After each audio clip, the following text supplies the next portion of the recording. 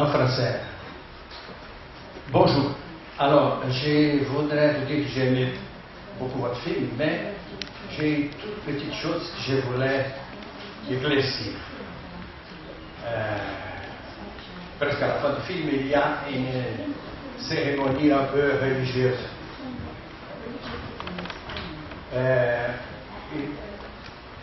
Alors, je voudrais savoir si l'intention c'était de montrer pour faire de bonnes choses, parce que le film c'est très positif. Pour faire de bonnes choses, il faut avoir une religion. Et moi, comme je n'ai pas de religion, je suis même athée. Alors, je me dis, est-ce que nous, les athées, les gens qui n'ont pas de religion, ne sont pas censés de faire de bonnes choses?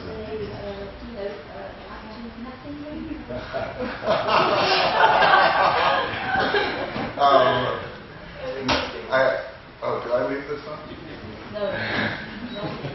No. Are you talking about the scene with Mason and his family when they're holding hands, singing a hymn? Yes. C'est un peu évangéliste, comme ça, non? Je sais pas. Je veux qu'il soit un peu évangéliste. Vous savez, il y a une vague comme un évangéliste, alors, c'est pas évangéliste, ça, ou catholique. That's a very interesting question that we haven't had before. I think it's very interesting, and maybe that the reason we don't have it is because that it's so just ingrained in our culture, and especially in California and in the culture of many Latin Americans, but that's definitely not what I believe in.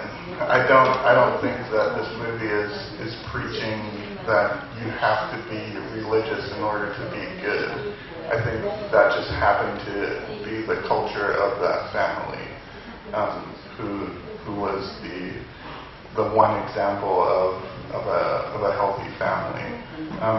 But if you don't, if you're not religious, I think you could very well have also been that family. I think it's somewhat beside the point.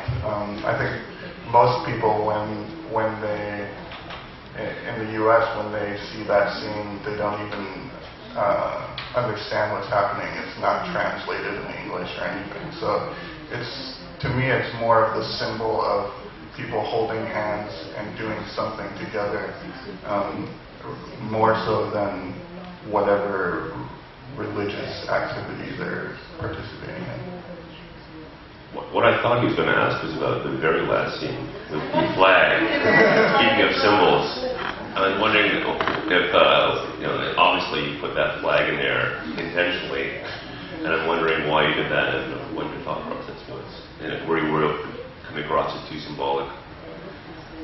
A part of that is a happy accident, but I do love the idea that a country is only as good as the way it treats its smallest of citizens, so there's definitely something about that image that I think in our country it's good to keep at the front of our minds. Especially that.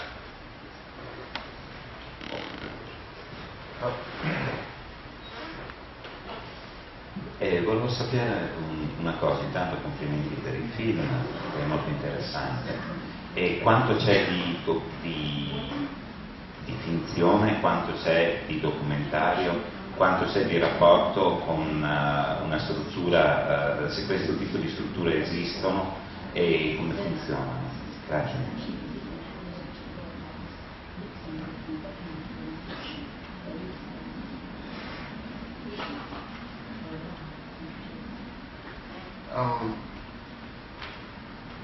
This is, I worked at a place very similar to this. It was my first job out of college. And I was very much like the character in the movie who's the new guy, who doesn't have a clue what he's doing. And it was a very intense, very difficult, but also extremely life-changing time in my life, where I was first introduced, I think, to the complications of the world, and that I feel very like I was a very naive person before working there, and so a lot of the movie is inspired by my experience there, but it is 100% fiction. Every story in the movie is taken from real stories, either that combinations of people, combinations of stories, that some were from my experience working there, some were from interviews that I conducted with other supervisors at places like this, and some were things that I had just read in accounts of other people in other facilities. So it's based on very real things, and gives you an idea of what some of those facilities are like in the U.S.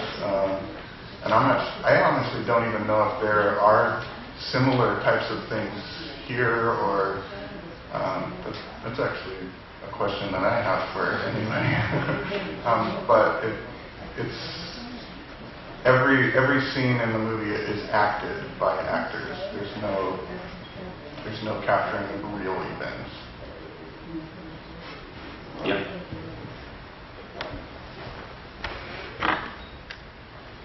At the end of the movie, a lot of us would say, "Oh, wonderful! There is still an independent cinema in USA that we can believe and accept." And so my question is for you is, there is still an independent cinema in America who can stand under the same hat, I don't know. And for you, Brie, you're amazing. I love your job for a long time. So, as a fan, you and Louis Gallagher Jr. have the same history, television, music. Did you, what kind of job did you realize together, and what is this new experience without music, without TV and I don't know. But what was for you this movie so emotional? Well, I feel like there's a lot of things in what you said that would be interesting to touch on, but I think the interesting aspect of it is when you strip everything down and you bring everything in, which my job is to bring kind of everything inward and then allow him to kind of capture it and bring a small group of people in together, has been a very rewarding experience. And then to be able to share it and have these more intimate conversations with people has been incredible. And up until this moment, it had been only in the U.S., which I found very satisfying. But being able to be here, and that this is still a subject that relates to many different types of people all over the world, feels very life-affirming. Because we're dealing with bigger themes that are bigger than what even a foster care system can contain, and I find that to be really exciting. And to go around to all these different festivals with this film, which you can't do with a television show and you don't usually do with a bigger film, has given me an incredible opportunity to meet so many people and to feel that camaraderie of exactly what you're talking about, which is independent cinema. We've met so many wonderful people. We met so many wonderful people last night. And I mean, in San Francisco, in New York, Sundance, we've been all over the place with this. And it's been wonderful to create these families, much like the film Wherever We Go. Everyone's kind of, giving each other a pat on the back. Yes.